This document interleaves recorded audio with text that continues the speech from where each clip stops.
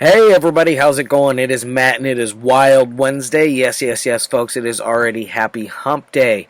First and foremost, I do hope each and every one of you are having a great morning, evening, dawn, day, or dusk, all that lovely stuff, because life really is too short as is.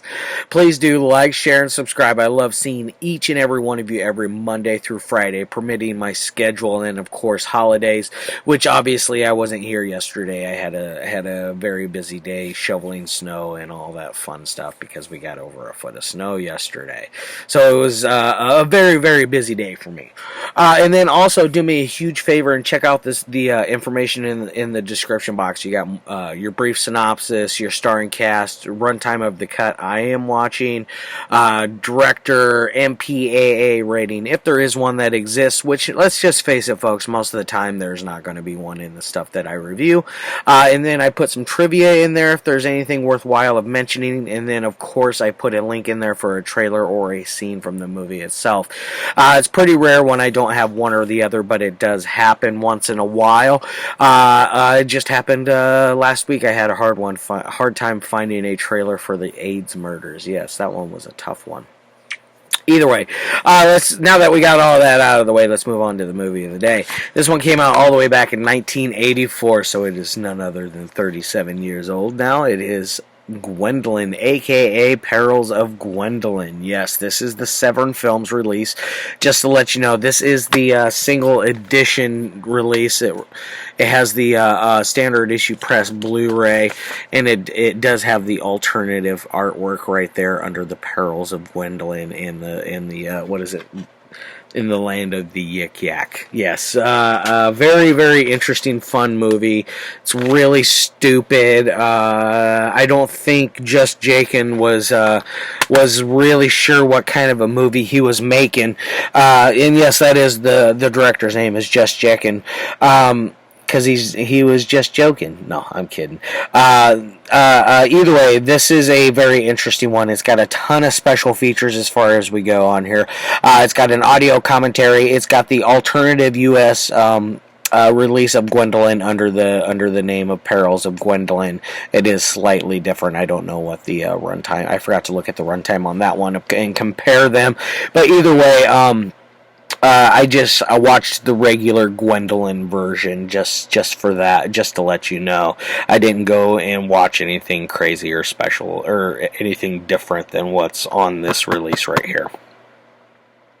And now there's a whole bunch of interviews on there as well. There's also a still gallery of Tawney Kitaen, who is Gwendoline, our main star in the movie. She is a runaway. On the back here, it says she's a runaway nun, which I'm like, I didn't know that she was a nun.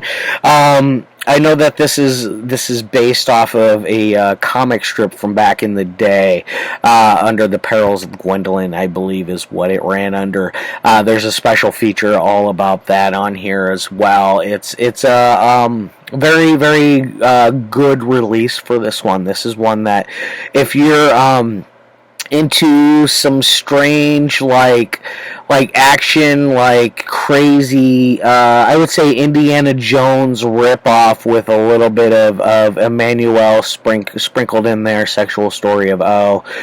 Some of that sprinkled in throughout there, because there is a nice case of bucks and beauties in this thing. This is definitely one that doesn't fail when it comes to giving you the TNA. It definitely delivers on that, on all ends of that aspect. Not just Tawney Kitaen, but her little companion here as well, and then there's a bunch of other girls as well. Because basically, what this movie, it starts out as at the very, very beginning, you got these guys that are going through these crates. They find some Bibles, some other things, this and that, just some random shit. They get to, and they're stealing and looting from these crates. They get to a crate that is labeled from Paris itself, and they open it up and they find Gwendoline inside. Definitely a strange way to be traveling, I guess. They never really fully explain why she's in that. There's a lot of stuff in this movie that is never fully explained. A lot of things that you have to just just take for granted for what it is, and just go with it. Just pick up the ball and go with it, because it is just weird. Like, you pick up from that, and she is taken to this guy that is kind of a kingpin. He's definitely a bad person at this place where they're at, this little town. They are met with by this other guy named Willard, who is a Indiana Jones ripoff. He complete with the smile. There's just everything about him. Like he doesn't use a whip, but he uses a kind of like a grappling hook type thing that can extend. He can extend out the hooks for it, because at points he uses it as a weapon against other guys. It's a clever little gimmick that he has going on there with that. But they meet this guy. He quickly dispatches these baddies because they owe him money. He originally just went there to get his money. Everything went south, and next thing you know, he is fighting them for his life. He escapes from there with the money, except he leaves Gwendoline and her friend there. Other bad guys come in, see Gwendoline with a pair of nunchucks, and they think that she's killed all of them, and they run off. Kind of stupid to think that this little girl who could barely hold a pair of nunchucks the correct way can assault and kill all these men. Although Tawney Kitaen does have a extensive criminal career when it comes to assaulting her spouses, so there is that. So maybe she is a hardened badass. I just don't know. Maybe she hits a lot harder than she looks, you know. But either way, they get hooked up together through Willard and Gwendoline and this other girl. They get hooked up through this peril, this crazy thing that happened between him and the bad guys. She eventually is able to talk him into taking them into the valley of the Yik Yak, so that she can find her father, which her father has gone there to find out this rare new breed of butterfly that nobody has ever documented before, except for in legends and in fables of the Yik Yak. You know, it is a legend that supersedes itself. I think that's what I want to say. But either way, they're there hunting for a legend that may or may not be true. Now they go along through some different they go through some different things to get to the land of Yik Yak, which our friend Willard is a kind of a mercenary type. He's not really a hitman, but he does things. He's a man for hire. You can hire him to do all types of different deeds for you, and so they hired him to do this. But on their way to getting that to happen, he takes on this gig to where he's smuggling some drugs to these guys down the river. They happen to have hid the drugs from Willard, so they use that as a way to, I guess, bribe him more into going. The drug dealer type people show up. He takes care of all of them.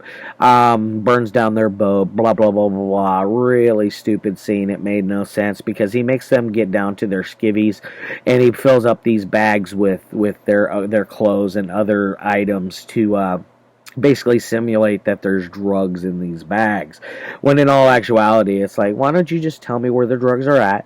I'll take you wherever the fuck you want to go. Just give me my stuff back, because I could be killed over this. You know, we both, all of us can be murdered over this, because it is a high amount of drugs that he was transporting.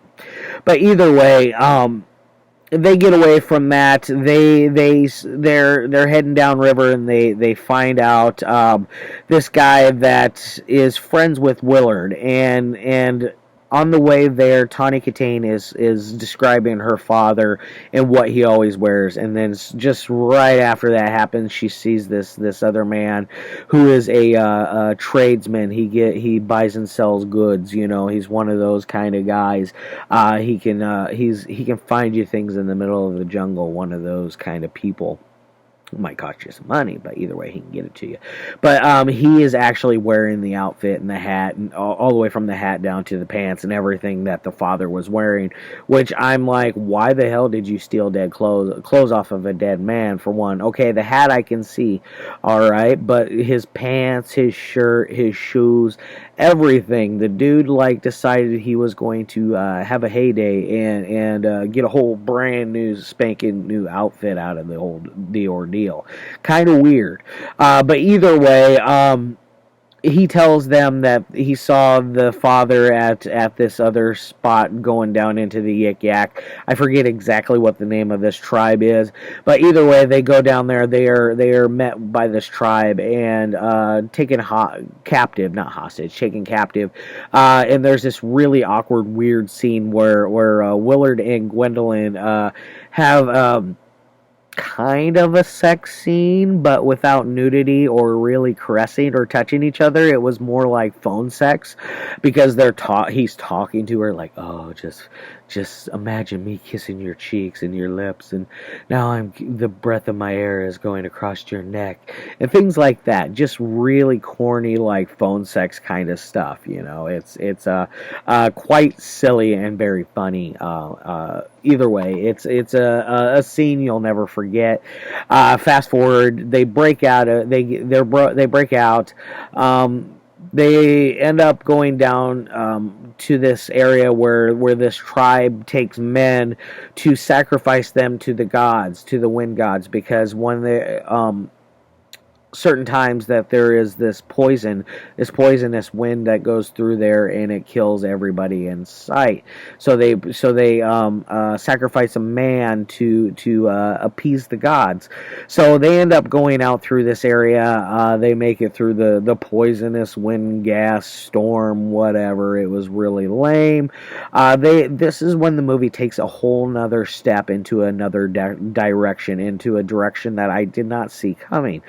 It goes in there and it basically flips the script, and it becomes almost like a sci-fi Amazonian type movie, because they end up at this other tribe in the Yik Yak that is made up of all of women.